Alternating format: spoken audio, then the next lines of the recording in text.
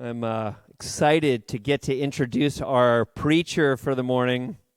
David Nystrom really does not need much of an introduction if you've been here at Hillside for any length of time, but we're getting more and more people coming here, and so we don't want to assume that everybody knows him. In fact, I hope that you don't know him, because that means that you're new, and if you're new, I'm thrilled. So welcome to Hillside. But back to David. David Nystrom is a pastor. He is a mentor to pastors in training. He's a seminary professor, and he's a New Testament scholar. And even more important than all those things, he is an important friend to our church. And this past week in staff meeting, each of us reflected on what David Nystrom means to us. We all had a different remembrance and a different comment. And Randy Fishback said, wow, David Nystrom was a lifeline for this church during the darkest days of COVID with his really stimulating classes on Jesus and Paul, and he really helped to keep us together and keep us focused on our King. And so for that reason, among many others, we love this guy. And I'm really excited about all the ways in the future David is going to continue to be with us, and we're going to continue to be enriched by his love and his wisdom and his preaching. So greet him and welcome him to the lectern, would you? Yeah.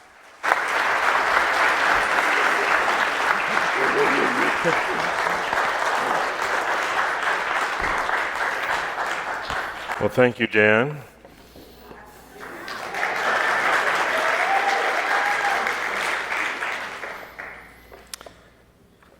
Yeah, Dan and I have known each other for pushing 30 years. It's bad news for me.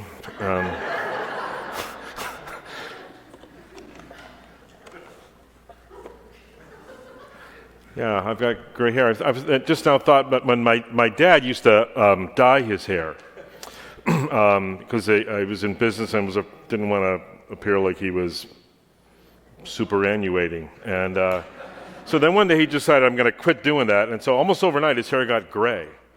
And I think I was in high school, and we're at church, in between the services, doing the coffee thing, and I was actually eating sugar cubes, but he was doing the coffee thing in the kitchen. And a woman came, a very nice, kind woman who deserved better, and who looked at my dad, and all of a sudden his hair was suddenly gray, and said, "Paul, your hair is so gray. Is everything okay?" And he said, "Oh, yeah. I'm dyeing it now to make me look more distinguished." I was like,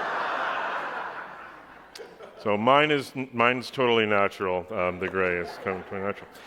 So you're in the middle of a series, which I think is a brilliant, absolutely brilliant idea that Dan had for a series on the invisible city. And one of the reasons I think it's brilliant is most of the time, we hear sermons or we preach sermons or sermons are preached at you. But anyway, the sermon is on a text. And even if it's on a big chunk of text, it's still a little bit like a Google Maps of a neighborhood. Like a downtown neighborhood of Walnut Creek, but this is setting the big Google Maps of all of California or all of Northern California. So you're getting in your minds and hearts some the central overarching ideas that orient all those closer Google Maps of John chapter 1 or Ephesians chapter 3 or something like that. That's my best shot at explaining that. Was there traction with that? Yeah. Okay, that's good. Yes, I need feedback. Positive feedback generally, but. So, and the theme for today is love. Jesus said, and now these three, I'm not sure Jesus said it, but Paul said it, and now these three remain: faith, hope, and love. But the greatest is love. And, I think it isn't just because love is maybe the most powerful of the positives, but the truth of the matter is what actually motivates us is love. We think sometimes we're motivated or we're oriented by how we've thought, our rational our process, our sapience, but actually, when it's the end of the day, think about what you've done, what you've given into. You're motivated by what you have, what that for which you have affection. Whether it's whether it's good for you or not. So what we actually do reveals what we love. And so by saying this, Paul is not only pointing out the importance of having as a guiding light a Christian idea of love. Love is pure and good and kind and gospel-y and godly, but also an awareness that you can allow yourself to become in love with some stuff that shouldn't be in your portfolio. I have. Have you? Maybe even right now, we're in love with stuff. We've allowed ourselves to get in love with stuff. So I'd like you to think with me now for the next couple of minutes about, we're gonna look kind of quickly at three cultural templates. One is the Romans and the Roman achievement. I'm doing a lot with my hands, like that's helpful. Because the Roman world is the world in which the New Testament was birthed, and in which those very first Christians lived and moved and had their being. And they had to become aware of that to which they were already addicted by that world, so they could transfer allegiance. They could cross international borders to create the patterns of new allegiance to the kingdom of God. And then, secondly, I'd like to think with you a little bit about our post-postmodern world. I think we're actually post-postmodern. Postmodern is, it's wacky, I don't know what to do. Post-postmodern is, yeah, let's just have fun. So we're now a little bit used to it. So what are the features of a post-postmodern world, the one we're living in right now? And then finally, what would a falling in love with make sense? That's where we're going. Is that okay? Some of you are not, you're just looking at the clock like, yeah, I gotta go. Okay, well, here we go. Alexander's empire started to fall apart while his body was still warm. While his body was still warm, his generals were fighting in the same room where his body was laying to see who would take over. The Athenian Empire, maybe 30, 40, 50 years. That's it. The Roman cultural empire, its suasion, its suzerainty, lasted more than 1,000 years. And in fact, its world is still with us. Just the physical organizational pattern of the International Roman Catholic Church was simply overlaid on the Roman imperial system of colonial organization. And Roman law is the basis for our legal tradition. So that's just mind-bending that it lasted so long. I mean, they worked hard to create a vibrant, complex ideological matrix that could survive so long. And what were its elements? They first of all believed that their social pattern, their cultural pattern was ordained by the gods. That's because they had beat up everybody else and had taken over the whole world. So it must be ordained by the gods. That meant they had supreme confidence in their way of doing things. And they, at various times, were not very open to thinking there might be something to learn from somebody else. So they experienced real racism like we do. Juvenal said, "I hate a Rome full of Greeks and those Syrians." Ugh. I mean, they experienced that same kind of racism we do, but they also at the same time experienced an open-heartedness to the new. Secondly, they believed that they had created a just world. The Latin phrase they loved was totum sub leges mitteret orbem. Submit the whole world to the rule of law. So totum sub leges, everything under law, then the whole world. So they believed they were just. And we think justice is a good thing. It's better than injustice. But the biblical pattern says justice isn't enough. Because justice doesn't take into consideration individual circumstance. So the biblical pattern is justice is the Hebrew word mishpat, that's you get what you deserve, and then tzedakah. Those two words together, which is righteousness, those create justice. So an understanding of context is important so that law doesn't become, an inflexible suzerain, and that actually harm is done where it shouldn't be done. There are times when it's okay to speed. I was coming down from Tahoe the other day, and there's a sign, you may have noticed it, at a certain corner where they actually have a big yellow sign with lights flashing, here's the speed limit. The lights flash particularly bright at me when I go around that corner. So they're saying you're going over the speed limit. So we ought to follow the speed limit. But there are times, because speed limits are for safety, but there are times when breaking the speed limit is actually the safe thing to do, right? I don't think if there's a speed limit that said 20 miles an hour in Paradise, California 3 years ago, that would have been the thing to do. Just go 20, So righteousness needs to be. Law itself can be a danger, and so the Romans use law actually to ingratiate themselves, but they were to tell themselves they're doing the right thing.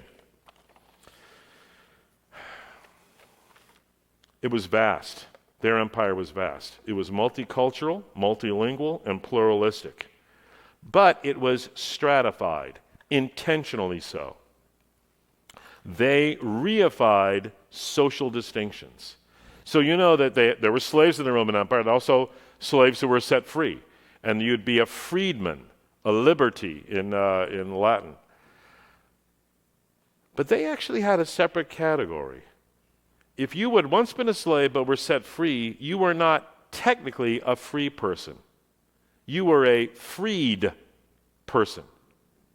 And for the rest of your life, it would always be known, wherever you went, that you had once been a slave. And you had a social standing, a literal, official social standing lower than other free people.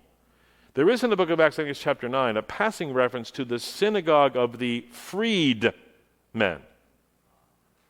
Like, if you're a freed person, you can't go to Hillside Covenant Church. There's got to be a covenant church of the freed people. Imagine that. Imagine a culture that makes those kind of distinctions. And it was material. Meaning, yeah, they believed in the gods, but religion for them was a series of acts to assuage angry deities. They had no idea of a relationship with gods. A religious service could last 3 or 4 minutes. You pour a little wine. Like if something's got whacked out in your life, you've offended some god. Just figure out which one it is, and in the course of about 3 minutes, pour some wine, say a prayer, and everything's fine. So the gods are not moral. Actually, they're just like super powerful junior high kids. And so you just need to calm them down, right? You ever done calm down some here? Here's a milkshake. That's fine, So what do they value? What matters is stuff. What matters is power, and what matters is status.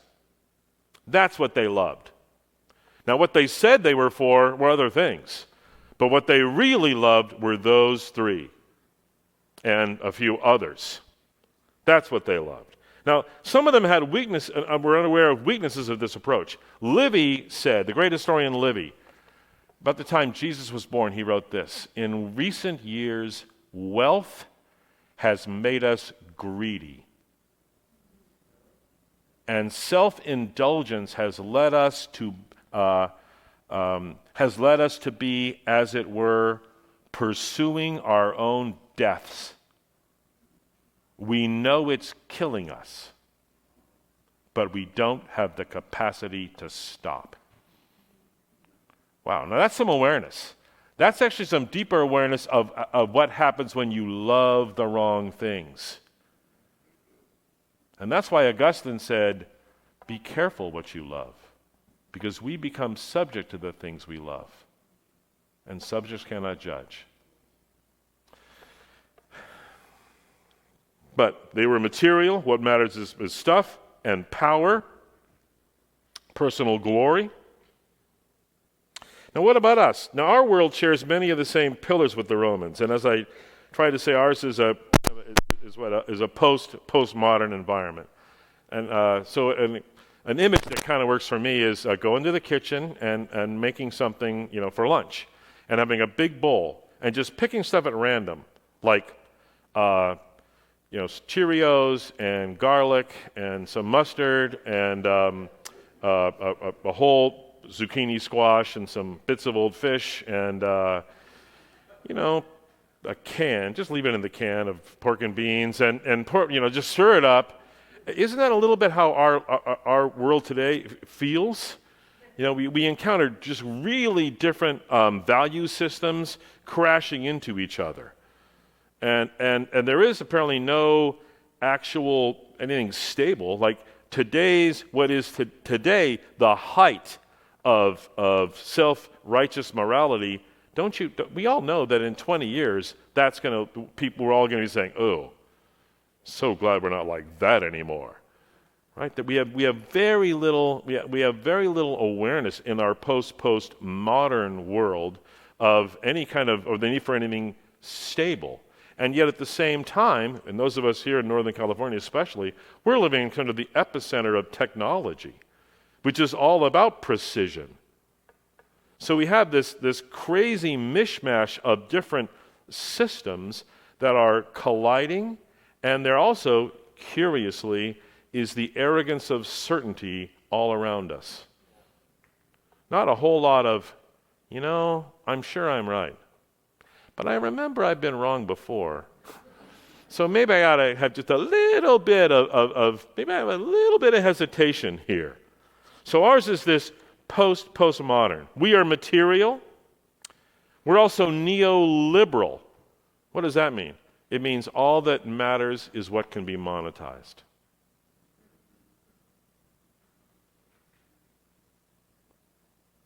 Yeah, I've been the provost of 2 Christian universities, and I can say there's a real drive to make sure people can make money. And I understand that. But what about the formation of the character and how you think?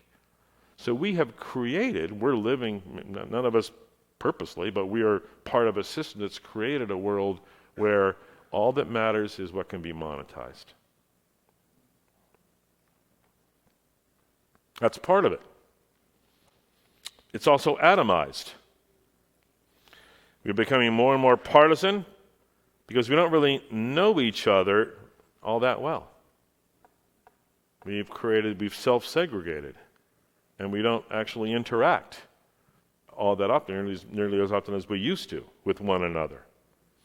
And we're part of this big crash.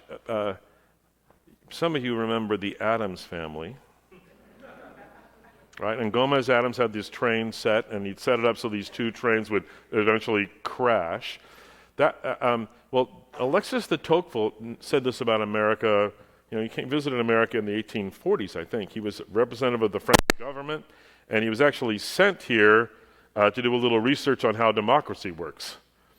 And brilliant sociologist. His book, Democracy in America, is often called the best book on democracy ever written, the best book about America ever written. And I'm now paraphrasing his argument, but in essence he said, America is the product of a giant head-on train crash of 2 powerful sets of ideas. One of them coming out of the Enlightenment, and more specifically European liberalism, capital L, not American liberalism, but European liberalism, like liberal democracies, capital L. What does that mean? 3 major components. Human beings are basically good and getting better. That is denying sin. We're good and getting better. And if people make a mistake, they just need more education. Secondly, put it this way, greed is good. What the liberal tradition says economically is, we ought to encourage people to buy stuff. Because the more they want, the more they'll buy, and the more they buy, that helps the economy, And that, that's a rising tide that floats all boats. And the third piece is economic expansion can go on forever and ever. No limits. Now that is a part of the Enlightenment project, denial of limits. And I think we can see that that's been a part of the Western, the European, and North American program for the last, 100 years or so, where we say, yeah, we can go ahead and pollute, or maybe beyond, less than even that. Think about when DDT was invented. And it was always, this is going to be nothing but good. Well, there's always a downside. That's just the way our history makes that clear. But we have this idea coming out of the Enlightenment that there are no limits. So we're basically getting better. Go ahead and spend. Greed is good, and no limits. Now the other great train engine that made up American culture is the Judeo-Christian tradition, which says, no, actually we're broken and we can't fix ourselves. And we need help from outside. And so allowing ourselves to pursue self-indulgence actually destroys us as people. It's actually inimical to our health and our well-being. And we actually have a responsibility for others. Those three. And Tocqueville said, well, those together have made American culture. And they aren't congruent, but they're what makes America so fascinating.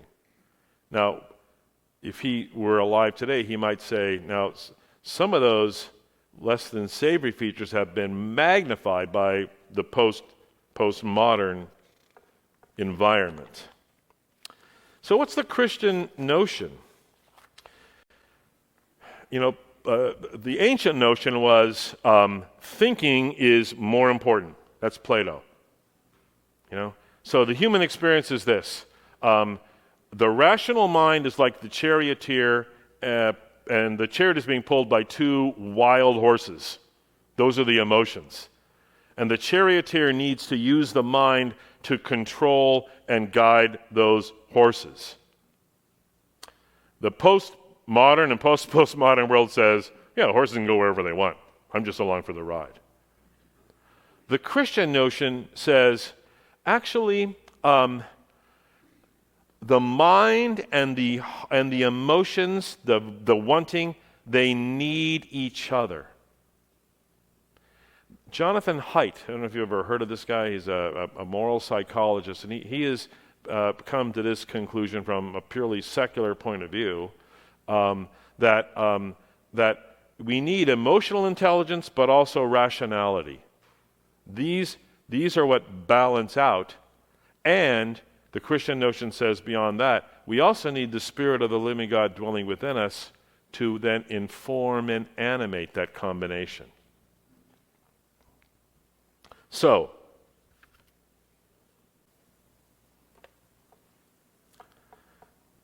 the Bible asks us to recognize there are two gravitational centers within us.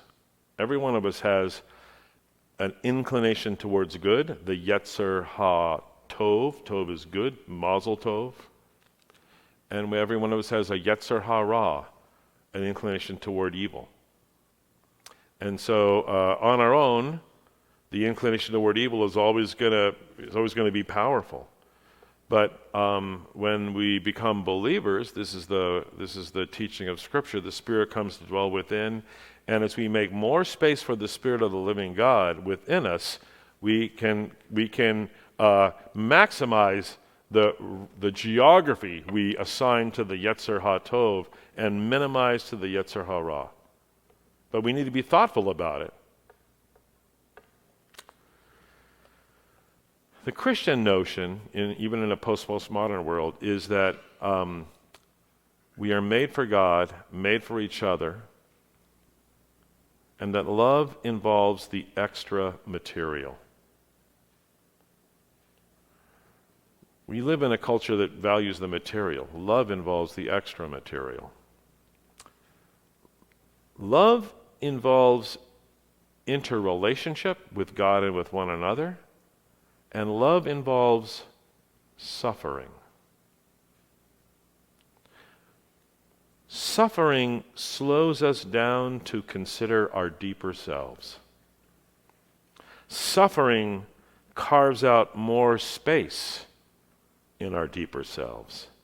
Suffering gives us the chance to develop empathy with others and for others. And suffering gives you the chance to recognize your brokenness. So the great Athenian playwright Aeschylus wrote this at the end of his Agamemnon. It is the will of the gods that those who learn wisdom must suffer. And even in our sleep, pain which we cannot forget falls drop by drop upon the heart until with it, unbidden and against our will, comes wisdom by the awful grace of God.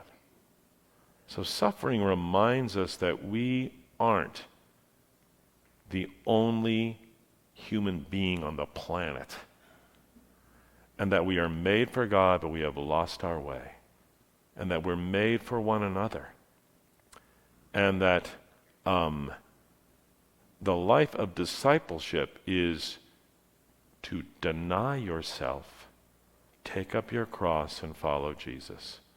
Deny yourself. Well, you can't deny what you haven't identified.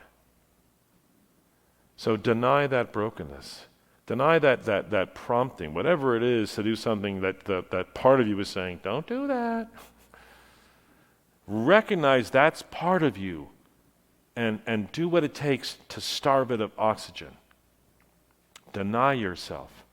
Take up your cross. That's the suffering. Learn to carve out more space for the inner self. And then follow Jesus. Because we are not made for ourselves alone, which is what the Romans believed, and I think really our culture says. You're the most important thing. You deserve whatever you want.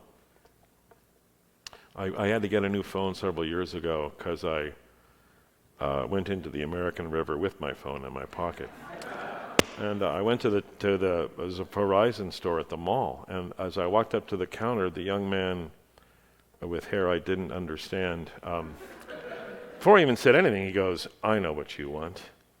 You want this," and he showed me the newest phone, and he said it's the newest phone. It's fast, super fast. It's faster than the Starship Enterprise. And I said, "I don't want fast." "What do you mean you don't want fast? Everybody wants fast." I said, "I don't want fast." He did exactly this. He leaned over, looked at me, and said, "Listen, not only do you want fast, you deserve it."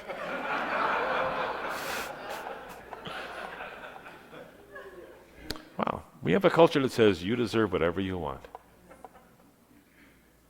And the gospel says, no, we are made for something greater and bigger and more grand. And your life is lost unless it is lived in relationship with the living God who made you in his image. Father God, we thank you for your love for us. We thank you that you're patient, that you don't vaporize us the first time we deserve it. We thank you that you are patient. We thank you that you put us in relation with one another.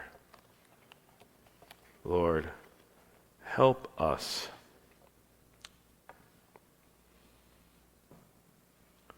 to commit more of you, less of me. We pray in your name. And all God's people said,